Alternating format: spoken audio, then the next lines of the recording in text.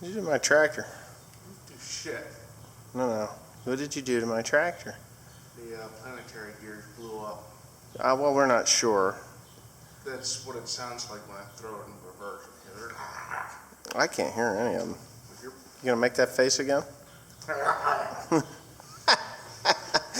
Anyway, 4960 is in the hospital. Yep, in the hospital. Got a good strong motor, got a good strong front end, got a good strong rear end, but we have a bad transmission. Is this the second time that we're splitting it? No. There was when I bought this tractor back in 2003, I used it for the summer. And when fall came around and we were doing corn, I was pulling wagons home with it because this thing pulls like a freight train, you know. And it started a noise in the rear end of the tractor, and it was really weird. I wasn't sure whether it was brakes or what the hell it was, but I found out that there was a bearing on the input shaft into the was it a planetary? Input shaft into, not the planetary, into the differential.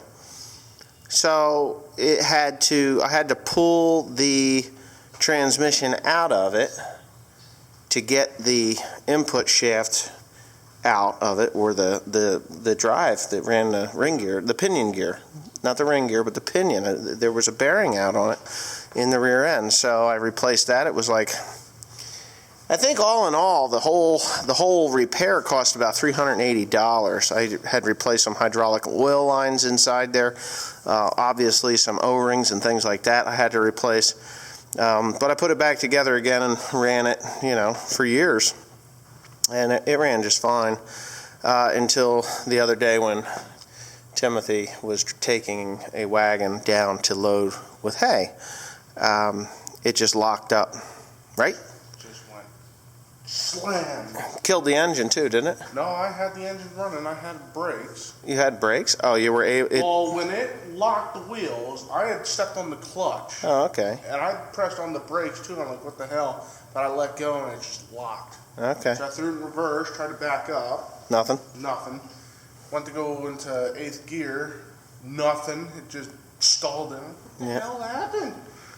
And I hit reverse again, I can hear a grinding noise. I'm like, oh shit, I blew up the transmission. Yeah, now these transmissions are not very big if you don't know anything about them. They're maybe, 18 inches long. That puts you in mind of just a block of steel with clutch packs in them. There's clutch packs and planetaries inside there. And yeah, so that's what we're going to do. Me and Tim and Joe. Joseph just got done cleaning this thing. He just spent the last hour and a half, 2 hours cleaning on this tractor. I had to wash it back off again because he sprayed the 7410 and got more dirt on it. Oh, yeah, well, anyways, it's clean enough now that we can actually get it all the nuts and bolts. Pull this cab off again. I just put money into the cab. I just put new cab interior kit in there. You watched me do that earlier. New lights and everything on here, and now I got to take it all apart. So not really that big of a deal. It's a little disappointing because I do want to sell this tractor, and I'm glad I didn't, really. I am actually quite glad I did not sell this tractor, because the poor bastard that would have bought it, they'd be like really pissed at me right now. What the fuck is Yeah, they just spend, I'm not asking $1 million for it. I was looking for $30,000 to $35,000 for the tractor. It's more than worth that. It's got brand new tires all the way around it. These 710/70 R38s are a couple grand a piece. If I remember right, I think they're like $2,300 a piece. They're expensive. So there's $4,600 on the ass, and I think there was $900 a piece on the front. There's $1,800 in the front. So, you're looking at $6 grand. Right? About $6,000 in tires on the thing.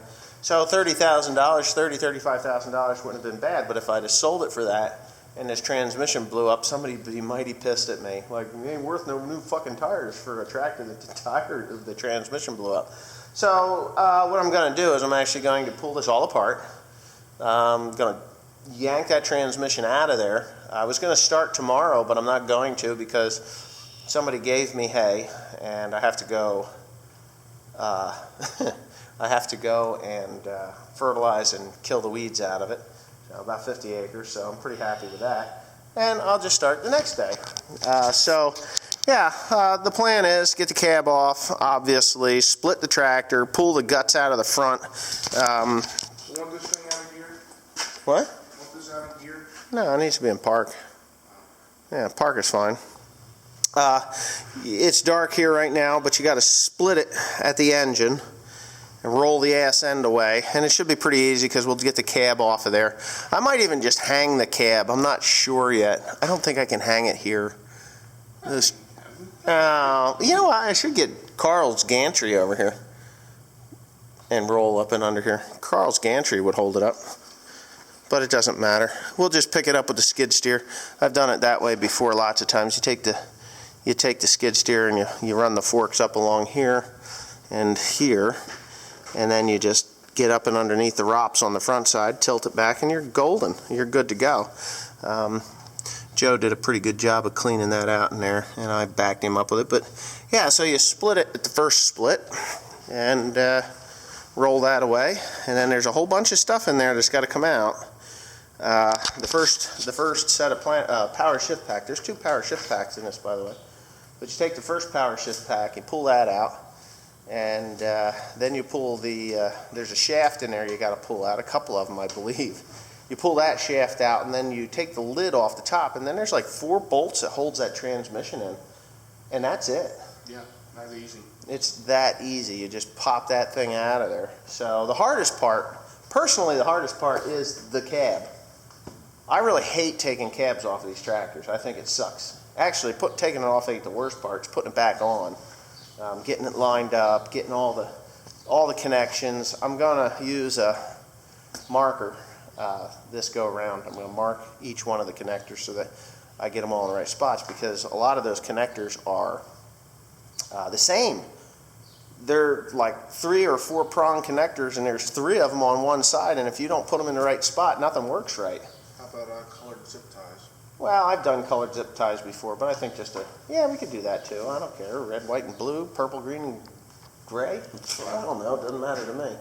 Anyways, no matter what it is, it's just a matter of getting everything connected and disconnected properly. As you can see, I mean, even this thing here, what happened here? That got never put back on, or what? I think it got ripped off. No. There was a plate here that belongs here. Yeah, a plate was on here, but it was for the air compressor too. The air compressor that it could have been. had. I don't remember. Well, it's over there someplace. But anyways, whatever it is, it is. And so that's going to be the next project. 4010. Well, there it is. It's still sitting there, obviously, in 50,000 pieces. And it's okay. It's not going anywhere. What the fuck is this? Is this the pump out of my foam marker? Yeah, I want to see if any of the hoses would match on with yours, the big sprayer. Oh, no, they don't. They don't. You need to put that back together. That thing was expensive at one time. Anyway, yeah, so I guess that's it. 4960 is down and out. It's not like I've got a shortage of tractors or anything. I mean, I can farm with a 4320 and a 5020. The 60, I just took the 730 out of here. There's a 720 over in there too. I mean, I can farm. It's not like I can't. I got comfortable tractors. You get the true gas Huh? running. The other 60 running. Yeah, well, I need to go get it. You know, that's down there. I ain't going to do that today. But anyways, yeah, I'll probably take that cab off, pick it up, and set it over there in front of the 5020. We'll move those tires out of the way and do that, since we got a lot of things that need to be done. And yeah, and because I'm done with fertilizer as of tomorrow, unless somebody else wants to give me hay, which I'm all for. I don't mind that. Yeah, I will be just sitting around watching the grass grow, so it's just going to be fix these tractors up, get that 4960 done, and then I'll get back. I guess I'll get back to the 4010. I'm not cutting hay until, when am I cutting hay? June. Yeah. I'm not cutting hay until June. I may cut a little bit early because I got a customer that's out of hay that needs hay, and I'll make a couple wagon loads, but that's about it. I'm not gonna, unless the weather, the weather's not even looking promising for haymaking. We're looking at maybe 68 degrees is the high in the next 10 days. So, and right now it's only 57.6 with a 35% moisture or humidity, so it's really not It was looking. hot last week, and it just got cold again. Yeah, I like cold weather for growing grass. It's like perfect. This is England weather. Did you know that? No. The English countryside. Yeah. But anyway, yeah. So, yeah. Thanks for watching. Stay tuned. 4960 coming apart.